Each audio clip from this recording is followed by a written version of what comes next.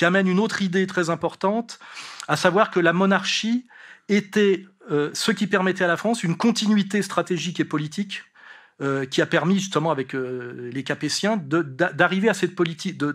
d'arriver à cette plus grande France. Ce qui permet avec Bainville d'ailleurs de critiquer ce qu'on appelle la démocratie élective à mandat court, qui est en réalité un système pseudo-démocratique, mais qui permet surtout que jamais personne ne puisse exercer un quelconque pouvoir sérieux politique par le politique. Et quand le politique ne peut pas exercer de pouvoir sérieux, vous le vérifiez avec le fait que les présidents aujourd'hui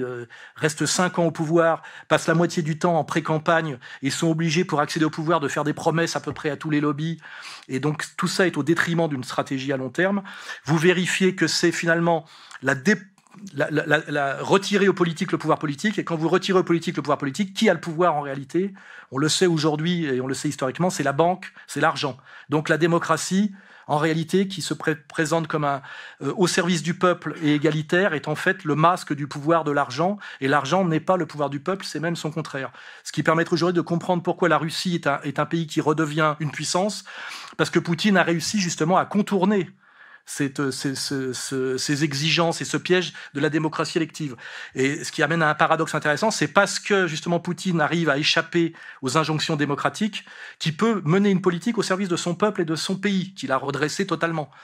Et c'est d'ailleurs parce que aux États-Unis, à l'inverse, le président des États-Unis est là que pour 4 ans, et déjà au bout de 2 ans à mi-mandat, obligé de faire pré-campagne, qu'il a pratiquement aucun pouvoir, et que malheureusement Trump ne peut pas tenir les promesses qu'il a faites à son électorat profond, parce qu'en fait, il a très peu de pouvoir. Ce qui veut dire que là, nous sommes déjà dans une piste intéressante qui est